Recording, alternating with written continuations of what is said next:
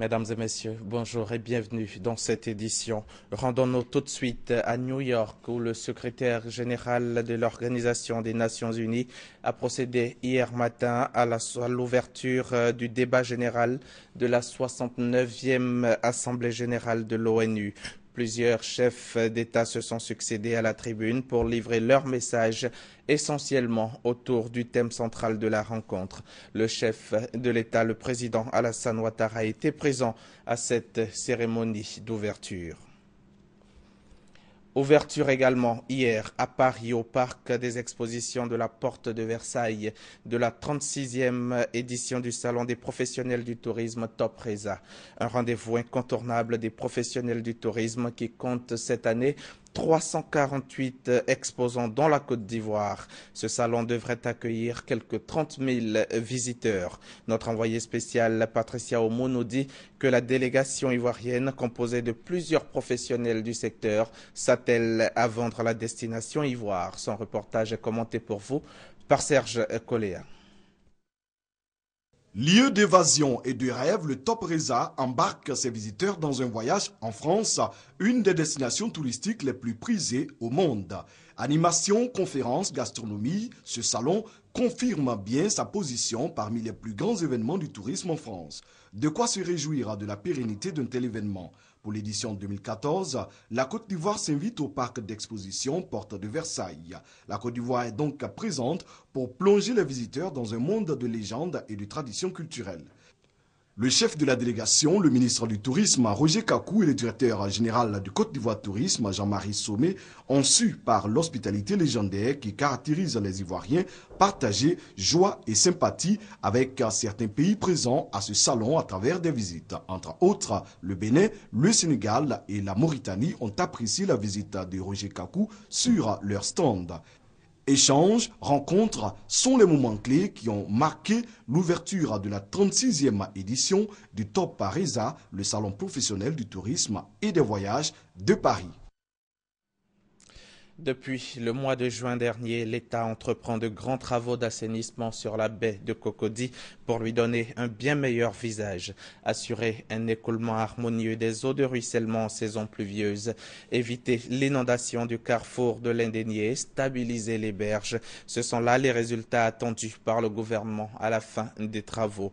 Le ministre Mamadou Sanogo, le ministre donc de la Construction, du Logement, de l'Assainissement et de l'Urbanisme, s'est rendu hier matin sur la baie de Cocody pour constater l'état d'avancement de ces travaux. Sidonie Davila, Roger Appé. Nous sommes sur le site du bassin du Gourou au carrefour de l'Indénié, appelé communément la baie de Cocody. Depuis juin dernier, des travaux sont en cours pour l'assainissement de la baie. Ils sont destinés à faciliter l'écoulement harmonieux des eaux de ruissellement, à éviter l'inondation du carrefour de l'Indénié et stabiliser les berges. Pour le réussir, l'ouverture d'un canal est prévue. Nous avons ici à faire un canal qui fait 110 mètres de largeur et 3 mètres de profondeur au minimum, sur une longueur totale de 525 mètres. Les travaux se passent normalement. L'une des difficultés peut-être, c'est la boue. Il y a des crocodiles qui sont dans la berge, mais nous avons pris contact avec la direction de la faune, qui quand même nous donne des conseils. Le ministre de la Construction, du Logement, de l'Assainissement et de l'Urbanisme, Mamadou Sanogo, venu constater l'état d'avancement des travaux, exprime sa satisfaction. Nous repartons satisfaits parce que nous notons que les travaux importants sont en cours. Les techniciens nous ont fait état de ce que l'objectif, c'est l'ouverture d'un chénal. C'est un site qui préoccupe tous les Ivoiriens et véritablement, ce sont les vrais travaux lourds qui sont en train de se faire sur ce site. L'objectif, c'est de déplacer toute cette masse de terre pour faire en sorte que tout soit ouvert, pour que l'eau puisse être drainée naturellement. Coût des travaux, plus de 6 milliards de francs CFA financés par la Banque mondiale. Connu pour ses inondations fréquentes pendant la saison des pluies, le carrefour de l'Indénié ou le bassin des Gourous connaîtra un véritable changement en décembre prochain, date de livraison des travaux. Le massif forestier ivoirien est passé de plus de 16 millions à l'indépendance de la Côte d'Ivoire à moins de 2 millions d'hectares aujourd'hui. Une déforestation due à plusieurs facteurs dont la coupe et la commercialisation illégale du bois sans occulter l'occupation illicite des forêts classées, parcs et réserves. L'ONG SOS Forêt se lance au secours de la forêt ivoirienne. Elle a décidé d'informer et former des journalistes qui vont à leur tour sensibiliser les populations sur ce sujet d'intérêt national. Fatou Fofana. Une dizaine de journalistes informés sur le processus de l'application des règlements forestiers, de la gouvernance et des échanges commerciaux. L'ONG SOS Forêt les a instruits sur l'utilité de la forêt et surtout de la commercialisation du bois dans la légalité selon les critères de l'Union européenne. Il y a des processus en cours en Côte d'Ivoire.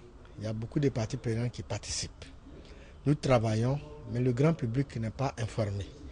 Donc l'atelier est destiné à donner l'information aux organes de presse. Il faut que les gens sachent que veut dire le FLECT, quelles sont les missions. La mission de ces hommes et femmes de médias après la formation, assurer le partage régulier des informations avec les communautés, leur faire comprendre les textes qui régissent l'exploitation du bois et le rôle du bois dans le dispositif environnemental. D'abord, c'est de renforcer les capacités des différents acteurs des médias que nous sommes afin de pouvoir diffuser l'information sur l'APV-FLEC au niveau de nos différentes communautés et au niveau de nos différents auditeurs. L'ONG SOS Forêt a déjà mené de nombreuses actions pour la sauvegarde du couvert forestier, notamment l'évaluation de l'impact de tous les projets de développement sur les forêts et leurs ressources, la sensibilisation du monde rural, des décideurs sur l'urgence de la conservation des forêts et l'ensemble de leurs ressources en Côte d'Ivoire. Le jubilé d'argent de la culture de la paix en Afrique a pris fin mardi à la Fondation Félix Houphouët-Boigny de Yamoussoukro. Des recommandations ont sanctionné les 48 heures de travaux. La rencontre a également accouché d'un engagement fort, celui de la mise en réseau des institutions africaines de recherche et de promotion de la paix. Un engagement qui vise évidemment le renforcement de la culture de la paix en Afrique. Léon Brou, depuis Yamoussoukro. 2 jours de réflexion et d'échange sur les 25 ans de la culture de la paix et les participants au jubilé d'argent de cette notion venus de cette zone de l'Afrique peuvent noter des avancées, notamment en Côte d'Ivoire. Cette rencontre devait vraiment permettre d'être plus vigilant, toujours vigilant dans tout ce que nous faisons comme action au niveau politique, économique, social et même religieux. Nous avons fait des recherches sur la culture de la paix. Et nous avons mis un accent particulier sur l'éducation à la culture de la paix. Toutefois, les participants sont unanimes. Les guerres, crises, conflits et menaces terroristes imposent le renforcement du combat pour la paix. Ils proposent dans une déclaration dite Yamoussoukro plus 25 plusieurs actions à la fois aux citoyens, ONG et États, dont l'intégration de la culture de la paix dans les systèmes d'éducation et de formation. Le signal est donné par la mise en place d'un réseau des fondations, centres et instituts de recherche et de promotion pour la paix. Les grandes idées ont été dégagées. Il y a des programmes de recherche qui seront faits sur la paix. Il y a des actions, des activités qui seront menées dans le domaine économique pour l'entrepreneuriat des jeunes, dans le domaine de l'art, pour que l'art puisse servir la paix, dans le domaine du sport, etc. Et nous allons mettre tout cela dans un plan d'action sur 2 ans pour avoir des résultats dans le court terme.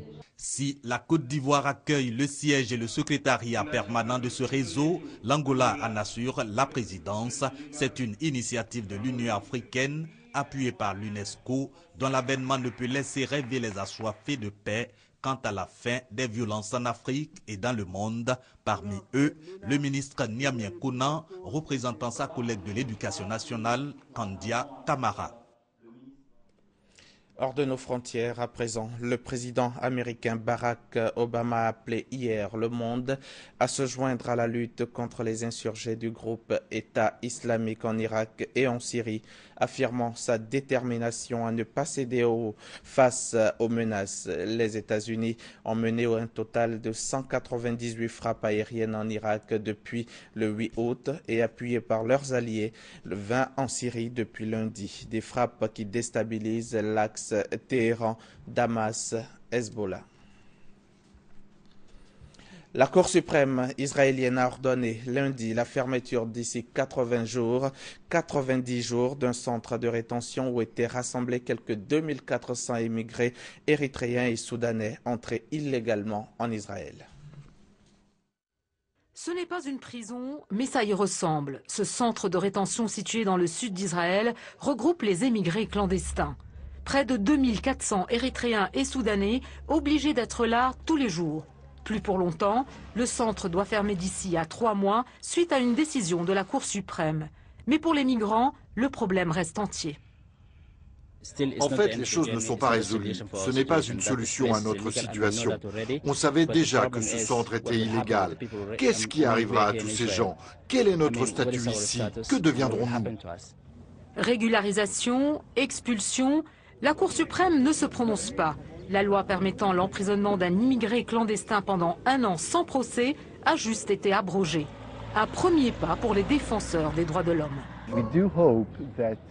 Nous espérons qu'après cette décision qui fait date, le gouvernement israélien se rendra compte qu'il est temps d'adopter une nouvelle politique, qu'il est temps de donner aux demandeurs d'asile des droits basiques. Plus de 50 000 immigrants africains vivent sans papier en Israël. La majorité sont érythréens. Théoriquement, ils bénéficient d'une protection collective liée à la situation politique dans leur pays. Pourtant, des centaines de migrants ont déjà été forcés à rentrer chez eux. En Espagne, le gouvernement renonce à limiter l'avortement. Adopté en avant-projet de loi en décembre 2013, le texte controversé ne sera pas transformé en projet. Le chef du gouvernement espagnol, Mariano Rajoy, a mis fin hier à plusieurs semaines d'incertitude. La loi limitant l'avortement, dont l'avant-projet avait été adopté en décembre 2013, ne verra pas le jour. En ce moment, en tant que président du gouvernement, je pense que j'ai pris la décision la plus sensée. Nous allons continuer à travailler sur la question, mais ce que nous ne pouvons pas avoir, c'est une loi qui soit modifiée au prochain changement de gouvernement. Depuis son adoption au Conseil des ministres, le texte avait suscité le rejet de bon nombre d'Espagnols. Dénommé loi de la protection du conçu et des droits de la femme enceinte, il limitait l'interruption volontaire de grossesse au cas de viol ou au risque physique ou psychique pour la santé de la mère. La malformation du fœtus n'était pas considérée comme une raison suffisante pour avorter. Je pense que les paroles de Rajoy aujourd'hui sont la meilleure démonstration du fait qu'ils ont dû revenir en arrière à cause de la pression sociale.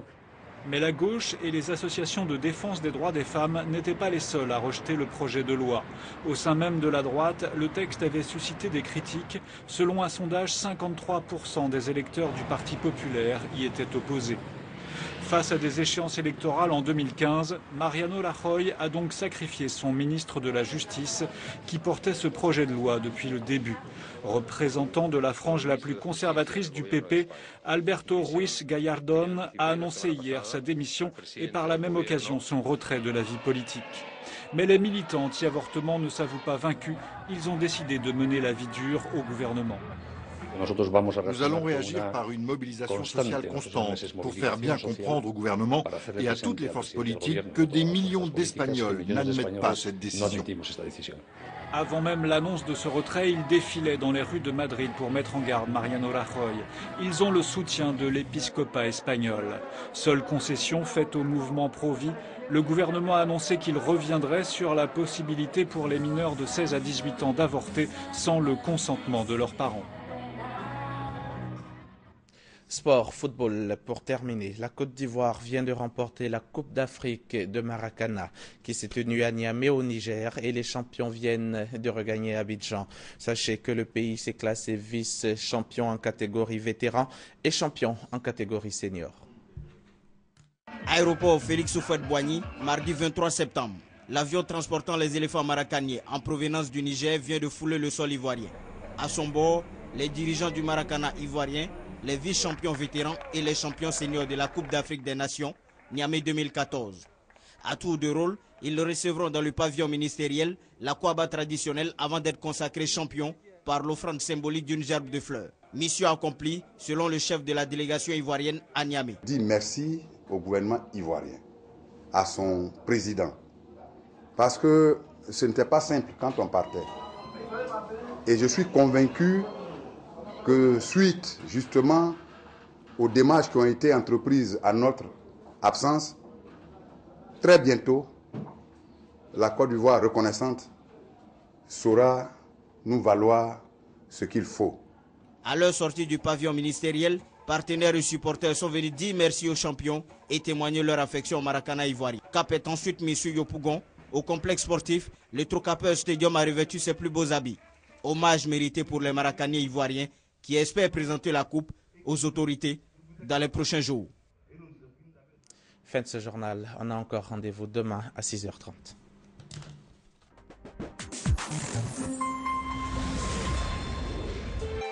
RTI 1, la chaîne qui rassemble.